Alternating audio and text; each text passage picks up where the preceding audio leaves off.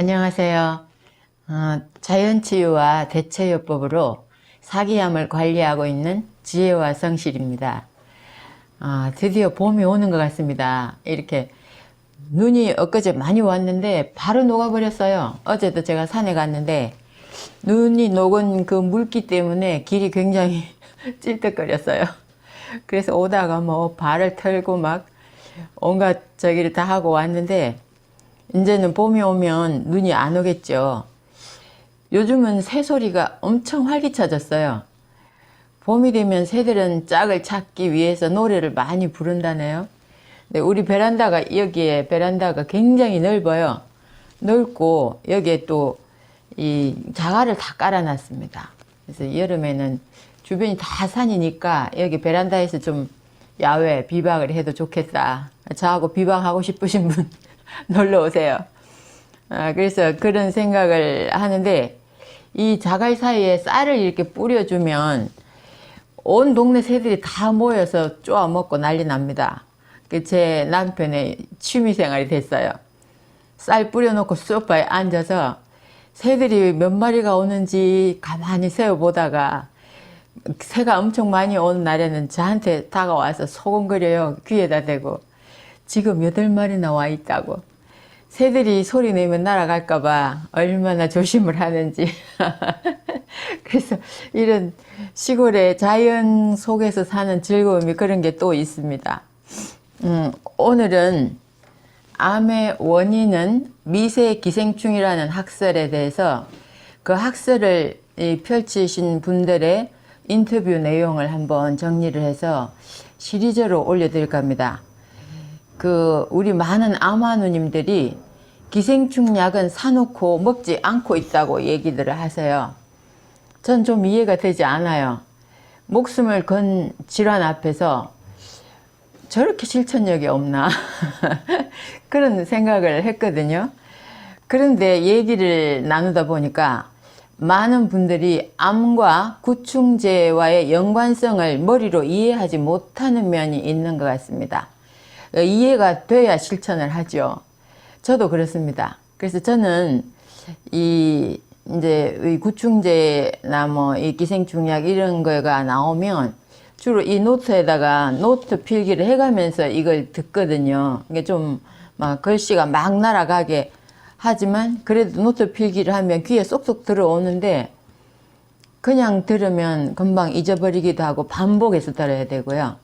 그리고 또 저 파리 장군님은 자막을 입혀서 이렇게 올려주세요. 그러면 거기에 집중하지 않고 좀 다른 일을 하고 소리로만 들었기에는 안 되죠. 그렇게 자막만 입혀서 음악으로만 나오니까.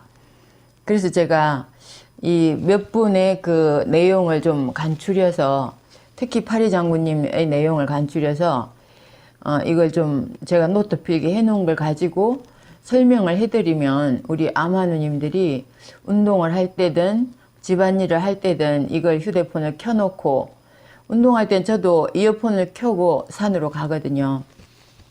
그러니까 굉장히 도움이 많이 돼요. 산에 같은 길을 늘 반복해서 운동을 하러 다니는 건 어쩌면 또 지겹기도 해요. 우리가 같은 길 가야 되니까. 그런데 이제 유튜브를 계속 들으면서 공부를 하면서 간다고 하면 좀 덜 지겹죠. 그리고 뭔가 더 의미 있는 시간을 더블로 내가 운동과 우리 저기 공부하는 걸 더블로 할 수 있으니까. 그래서 제가 이 내용을 파리 장군님의 주 내용을 이렇게 필기한 내용을 가지고 한번 제 목소리로 그래서 좀 많이 공부하시라고 올려드릴까 합니다. 그래서 이걸 보니까 이 요하네스 피비게르, 그러니까 이 이렇게 기생충이 암의 원인이라고 주장한 학자들입니다. 요하네스 피비게르라는 분이 있고요. 훌다 클락 박사가 있고 알퐁스 웨버 박사가 있습니다. 이분 세 분 다 암의 원인은 미세 기생충이라고 주장을 한 과학자와 의사들인데 이 이론을 정리해서 말씀을 드리고 그 이후에 이 기생충마다의 특징이 있습니다. 어떤 기생충은 어떤 암을 일으키고 이런 특징이 있고요. 그리고 우리가 먹는 구충제의 종류마다 그 특성을 다 알아야 이걸 먼저 먹고 그 다음 이걸 먹고 그 다음 이걸 먹고 나는 무슨 암이니까 이게 더 효과를 많이 보겠다 이런 내용을 알 수가 있을 것 같아요. 그래서 그걸 전체를 정리를 해서 한 4, 5편 정도의 시리즈로 올려드리겠습니다. 이 머리로 이해를 하시고 우리 암 환우님들 좀 치유에 빠른 도움이 되셨으면 좋겠습니다. 암의 원인이 그 미세 기생충이라는 것을 밝힌 과학자들은 첫째는 지금 요하네스 피비게르라는 분에 대해서 제일 이제 오래되셨어요. 이분이 100년 전 사람입니다. 그 100년 전에 코펜하겐 출신의 병리학 미생물학을 연구한 대학 교수입니다. 그래서 오늘은 요하네스 피비게르의 학설과 훌다 클락 박사의 학설을 오늘 올려드릴게요.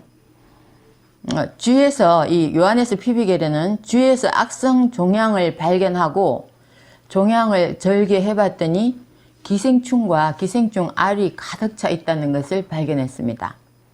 그런데 그게 계속 연구를 해보니까 바퀴벌레를 먹은 쥐들에게 기생충이 감염되고 이 기생충 감염된 쥐들은 모두 다 암 덩어리를 달고 있더라는 내용입니다. 이 연구로 1926년 노벨 생리의학상을 수상합니다. 그러니까 지금 우리 지금 2020년이잖아요. 1926년이니까 이미 이분은 100년 전의 사람이에요. 그러니까 그때 이분이 노벨 의학상을 받고 그 논문은 남겨놨는데 어떤 뭐 사진이나 기록을 남기지는 않으신 것 같아요. 영상을 남기지는 않은 것 같아요.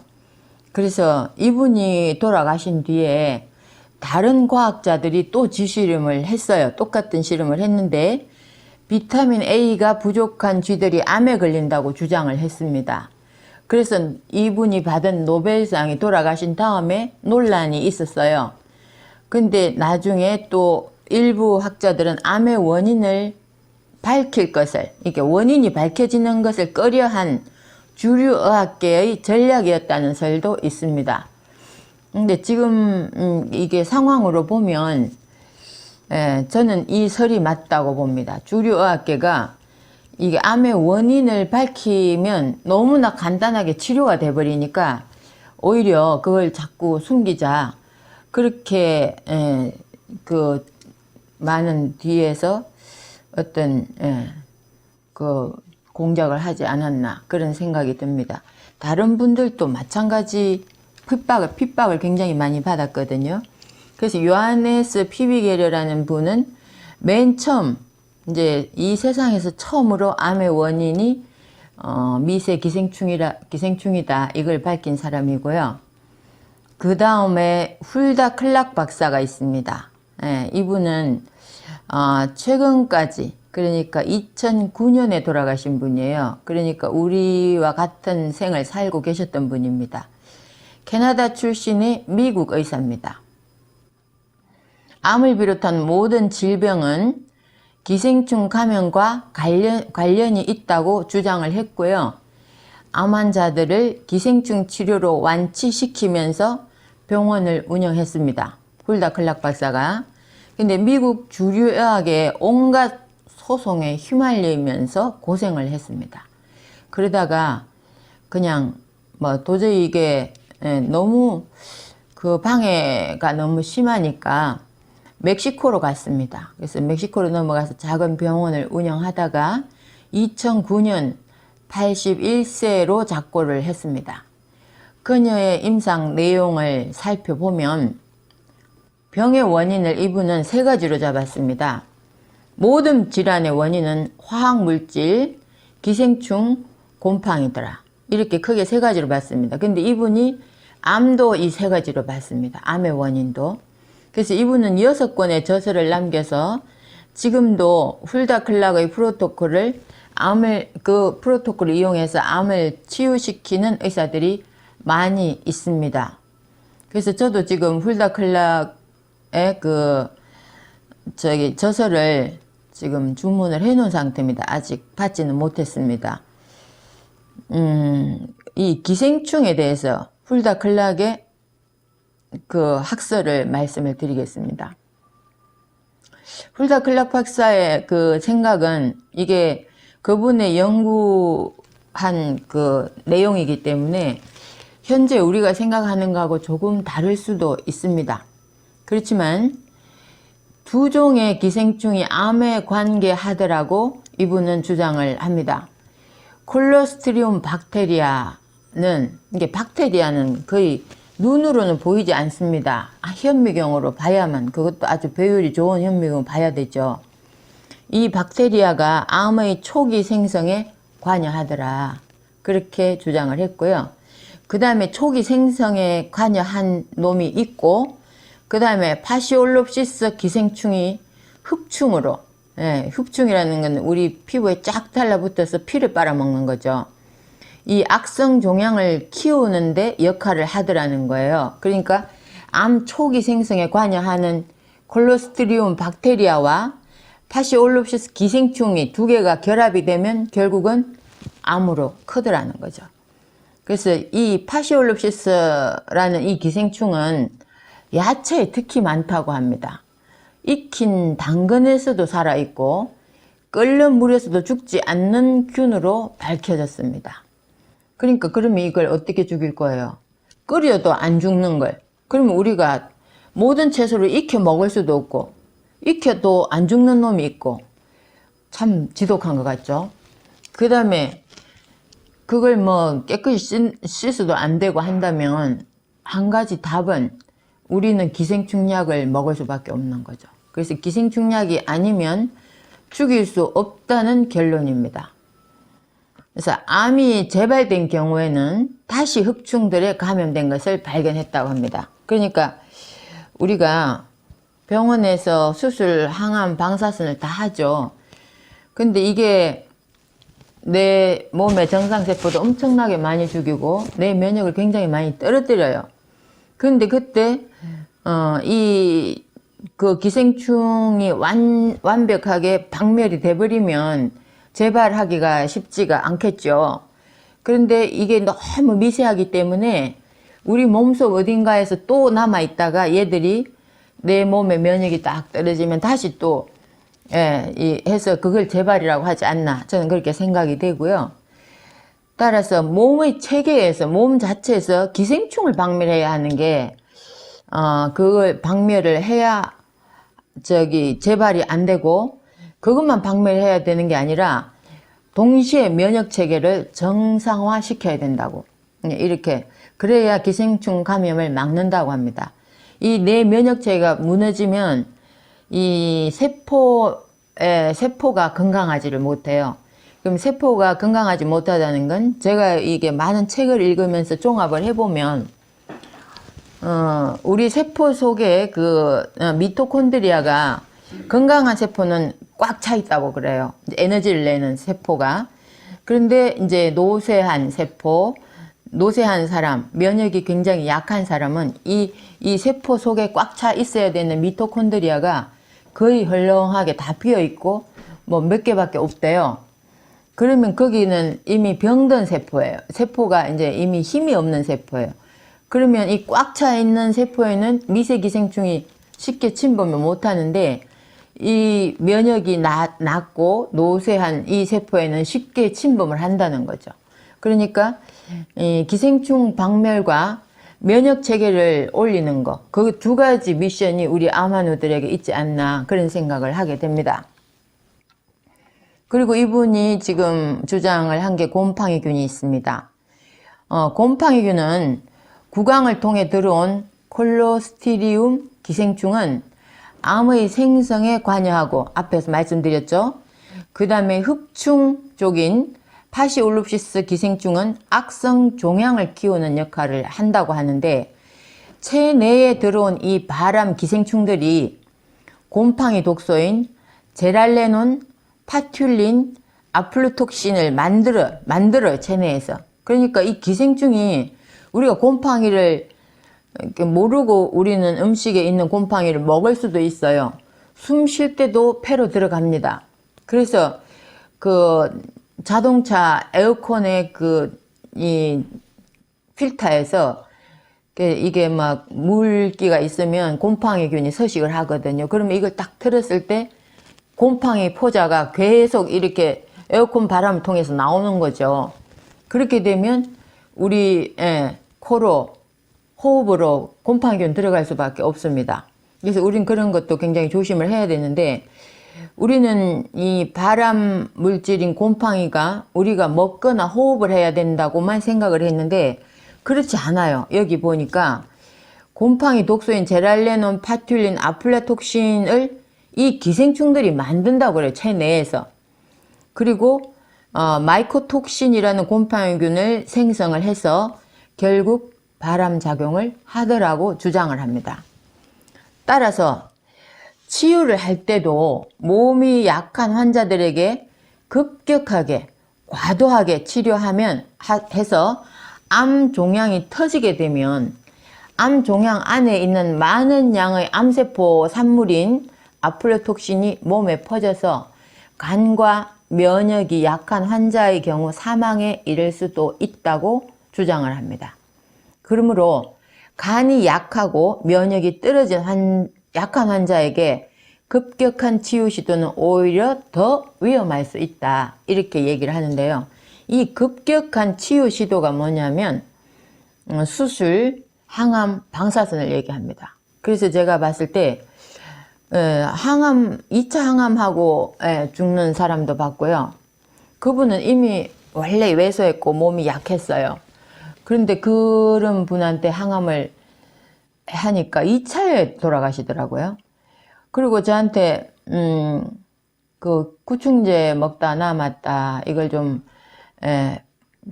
처리를 좀 해달라, 이런 분들이 가끔 계신데, 제가 이렇게 이제 대화를 해보게 되잖아요. 왜 남았냐? 그러면 우리 집사람이 3번째 항암에 그냥 저 세상으로 가더라. 나 항암 너무 무섭다. 이 항암 끝나고 구충제를 먹이려고 준비를 해놨는데 먹어보지도 못하고 갔다, 이런 말씀도 하십니다. 그렇기 때문에 면역이 떨어지고 간이 좀 약한 이런 환자들한테 이 내용처럼 급격한 치유 시도는 오히려 더 위험할 수 있다는 걸 우리는 볼 수가 있습니다. 저는 많은 분들을 만나고 얘기를 들어보면 그런 사람들이 많습니다. 그 다음에 훌다 여사는 자신이 치료한 모든 암 환자들의 종양에서 이런 미세 기생충을 발견을 했고, 모든 암 환자들의 종양에서 공통적으로 볼 수 있는 이것은 바로 중요한 의미가 있다고 합니다.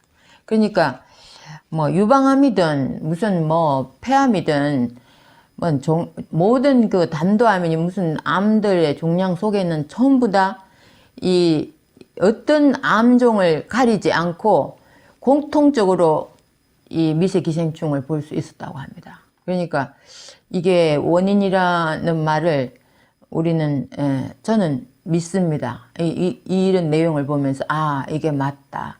모든 암 환자에게서 100% 공통적으로 볼 수 있었다고 하거든요.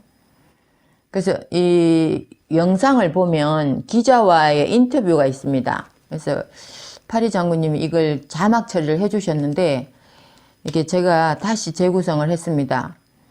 파리 장군님한테 댓글을 이걸 재구성을 한다고, 내가 저기를 노트 필기를 한 걸 가지고 우리 암환우님들이 알기 쉽게 재구성을 하겠다, 그렇게 댓글을 남겼는데 아직 답변이 없어요.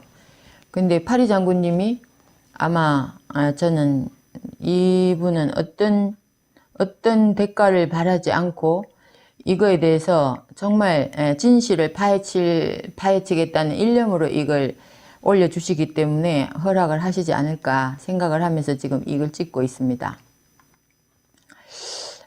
파툴린 세균은 어디서 오는 것인가요? 이렇게 기자가 물었습니다. 그랬더니 그 훌다 박사의 대답은 파툴린은 과일, 야채에 존재하고 특히 사과에 가장 많이 존재한다고 합니다.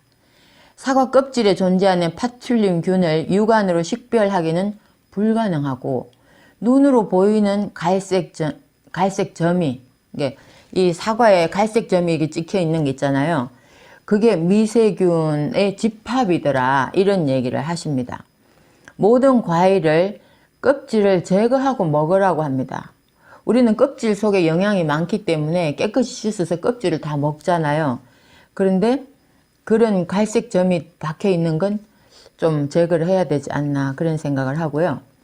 그 다음에 감자, 사과, 배, 복숭아의 껍질도 모두 벗겨서 먹으라고 주장을 하십니다. 그 다음 또 기자님이 물었어요. 아픈 환자와 애완동물 간의 관계에 있어 걱정되는 것이 있으신가요? 이렇게 물었어요. 애완동물도 참 예쁘고 좋지만 저도 애완동물을 키우면서 이게 똥을 싸고 하잖아요. 오줌도 싸고. 그러면 저는 고양이를 키웠는데 이 고양이 오줌의 냄새는 굉장히 독해요. 그래서 이제 오줌을 거의 고양이들이 저기에서 싸요. 모래 속에서 가서 싸는데 제가 상담하러 우리 집으로 이제 아마누님이 찾아오시면 상담하러 오시는 분들 중에는 고양이를 굉장히 무서워하는 분들이 계세요. 우리 고양이 엄청 순한 애였거든요. 그런데 무서워해서 방에다가 이제 잠시 상담하는 동안 가둬놔요. 그러면 제 이불에 오줌을 싸버려요. 이제 급하니까. 그래서 제가 막 이불 또 빨고 그래도 막 냄새가 날까봐 락스를 뿌리고 막 이렇게 엄청 또 난리법석을 하죠. 그런데 이 애완동물은 환자에게는 결코 좋지 않다고 이분이 말씀을 하십니다. 강아지, 고양이 등 애완동물을 키우는 집안에는 식탁 위, 우리는 현미경으로 볼 수가 없으니까 사실은 이게 뭐 세균이 있는지 고양이가 올라가는 데가 뭐 한두 군데 싱크대에서부터 이 식탁 위에 어디 막 높은 데는 엄청 좋아하거든요. 그러니까 우리는 육안으로 깨끗이 씻어 놓으면 세균이 뭐 있겠나 이 생각을 하는데 식탁 위, 애완동물 키우는 집에 가서 직접 조사를 해보면 식탁 위, 부엌 싱크대, 의자 어디서든 검사를 하면 편충, 회충, 사상충의 알들이 발견된다고 합니다. 동물의 피부나 변이나 침 등 더러운 모든 것들은 육안으로는 보이지 않지만 우리 주변에 마구 널려 있고 우리의 피부, 손, 음식 등등 모든 곳에 묻어 들어갑니다. 그래서 면역이 좀 약하신 분들은 애완동물을 집안에서 키우는 게 바람직하지 않다 이 생각을 제가 이제 암에 걸리고 나서 책을 많이 보면서 초반에는 제가 이제 막 암에 걸리니까 사실 정서적으로도 많이 피폐해지잖아요. 그런 게 애완동물 얼마나 이뻐요. 이쁘고 또 저를 또 좋아하고 엄청 좋아했어요. 그래서 늘 제 팔을 베고 자려고 막 파고들고 그랬거든요. 그래서 이게 이뻐하는 게 정서적으로는 굉장히 도움이 된다고 생각을 했는데 그 기생충을 생각하지 않을 수가 없어요. 제가 기생충 공부를 하면서 고양이, 강아지 예쁘지만 환자는 키우는 게 별로 좋지 않겠구나 하는 생각을 했습니다. 자, 그런데 이제 그러면 이 기생충들은 우리 몸에서 어떤 작용을 하나요? 하고 이 기자가 물었더니 훌다 클락 박사님 대답이 기생충은 아주 나빠요. 위험하고 아주 피해를 많이 입히고 있죠. 인체를 공격하고 경색, 발작 등을 일으키며 많은 종류의 뇌의 문제를 일으킨다고 합니다. 그러니까 뇌암으로 간 사람들, 뇌암이 있는 분들이 기생충 약을 먹었을 때 이게 없어지는 경우가 굉장히 많잖아요. 그래서 지금 그 기생충 약으로 뇌암을 실험하기도 하고 그 결과도 막 발표되고 하는데 그것도 뇌암이 기생충이 뇌까지 파고 들어가서 생기는 암이 아닌가 이런 생각을 합니다. 그래서 어느 뇌전증, 그러니까 간질을 앓고 있던 소녀 환자의 아빠가 인터뷰한 내용이 나옵니다. 그 아빠의 대답입니다. 4년 전 리사, 한 10세 된 소녀예요. 리사가 간질이 생기기 시작했어요. 그러니까 간질이 태어날 때부터 있었던 게 아니라 중간에 생겼다고 해서 4년 전부터. 이 뇌전증은 아주 광범위하게 몸의 여러 부분에서 일어났고 의사는 그것을 간질이라고 이야기했죠. 뇌파 검사를 포함해서 여러 의사를 만났습니다. 이분이. 그리고 별 효과가 없어서 클락 박사님을 찾았습니다. 그러니까 뭐 여러 의사를 만났다는 건 여러 처방을 받았다는 얘기죠. 현대의학적인. 그런데 효과가 없었답니다. 제가 그녀를 만났을 때 그녀가 간질, 뇌전증 치료를 해준 것은 검정 호두 껍질이었습니다. 그러니까 훌다클락을 얘기하는 거예요. 그래서 검정 호두 껍질로 이 간질을 치료를 해줬다는 거예요. 약의 부작용을 겪고 싶지 않았기 때문에 우리가 양약, 신약으로 판매되는 약은 부작용이 엄청 많습니다.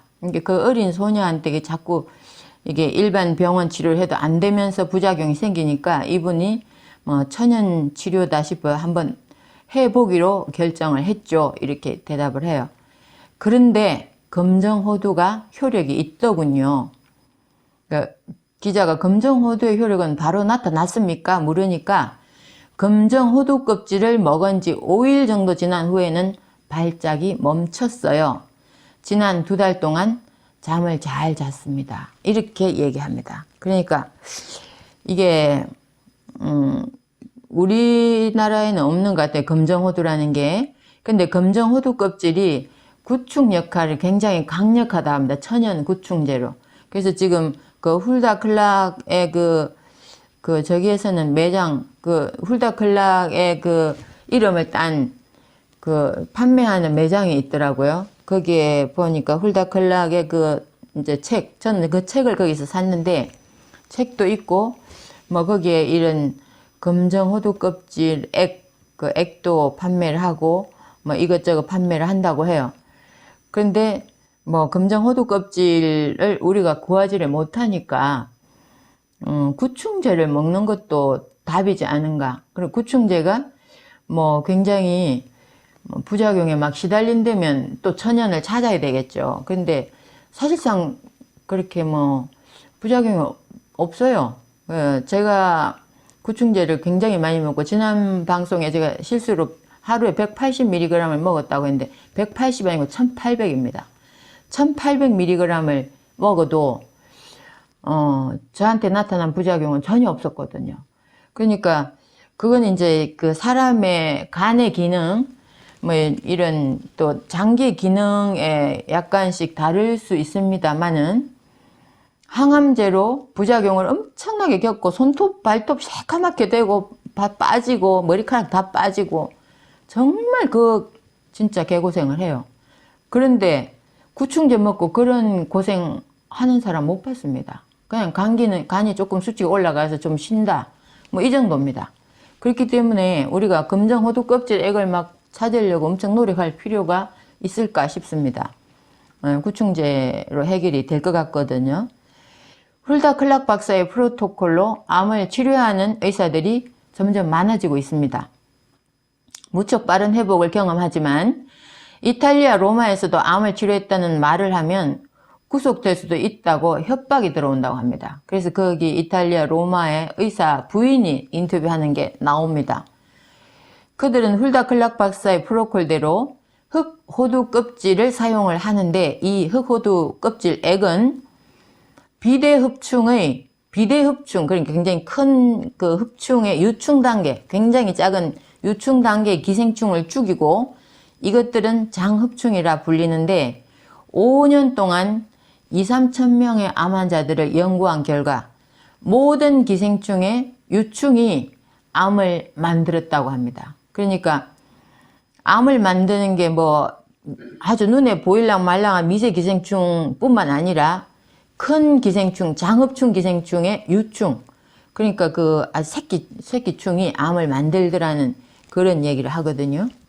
그 외에 훌다클락 박사가 말하는 발암 물질은 아조염료, 그러니까 이제 그때는 아조염료라고 불렀는데 지금 거의 색소 같아요. 음식을 색을 내는데 사용을 했고, 젤리빈, 사탕, 예, 빨간 사탕, 초록 사탕 있잖아요. 뭐 젤리도 그러고 그리고 다른 화학 물질들이 발암 물질이더라. 이렇게 얘기를 합니다. 그 외에 염소 표백, 락스 같은 거. 또 모든 음식과 물질에 들어있는 하이포아염소산 나트륨, 그러니까 하이포아염소산 나트륨에 이런 물질이 있나 봐요. 그걸 비롯한 각종 식품 첨가물, 그 다음에 지금은 식품 첨가물이 굉장히 많이 만들어졌어요. 현재는 1800여 가지가 사용이 되고 있는데, 이 식품 첨가물의 문제는 이 한 가지만 가지고 실험을 하고 한 가지만 음식에 넣어서 이게 아무 저기가 없다, 부작용이 없다는 걸 확인을 해도 이 식품 첨가물이라는 것은 거의 석유를 기반으로 만드는 겁니다. 그래서 그게 A라는 첨가물과 B라는 첨가물, C라는 첨가물, 이게 사람들이 먹을 때 한두 가지를 먹는 게 아니에요. 여러 가지가 이렇게 섞였을 때의 그 부작용, 그런 건 아무도 연구한 바가 없다고 하거든요. 그래서 굉장히 지금 우리가 자연식품을 먹어야 되는 이유 중에 한 가지입니다. 그 다음에 또 음식 발색제, 앞에도 나왔잖아요. 음식에 그 색깔 내는 거, 사탕. 우리 애들이 먹는 사탕에 막 빨갛고 파랗고 뭐 노랗고 많잖아요. 그 다음에 머리 염색제. 우리 흰머리, 우리 세대에 거의 뭐 염색 안 하는 사람이 드물 정도인데, 저는 다행스럽게도 아직 염색을 하지 않아요. 거의 좀 좋은 DNA를 타고난 것 같아요. 그리고 또 항암을 하고 나면 흰머리가 또 머리가 다 빠지거나 새로 나는 머리에서 흰머리가 많이 발견된다는 사람들도 있더라고요. 그 다음에 해나, 우리 이런 데 뭐 저거 하는 거 있잖아요. 그 뭐라고 하죠? 새카맣게 뭐 그림 그려가고 피부에 그리는 거. 그 다음에 치약, 샴푸, 뭐 이런 뭐 등등, 또 그 외에도 스킨 제품, 우리 피부에 바르는 거, 이런 게 모두 버리라고 합니다. 훌다 클락 박사의 주장입니다. 중금속 오염도 심각하다, 이렇게 나오고요. 훌다 클락 박사의 프로토콜은 해독하고 구충, 이런 우리 이제 우리 몸속에 들어오지 말아야 되는 게 들어온 이런 이물질들, 이런 건 해독을 해야 되고요. 그 다음에 구충, 이 기생충을 죽이는 것, 그 두 가지가 주를 이루는 것입니다. 그 다음 시간에는 기생충이 암의 원인이라고 주장하는 알퐁스 웨버 박사의 인터뷰 내용을 정리해서 다시 올려드리겠습니다. 네, 건강합시다. 감사합니다.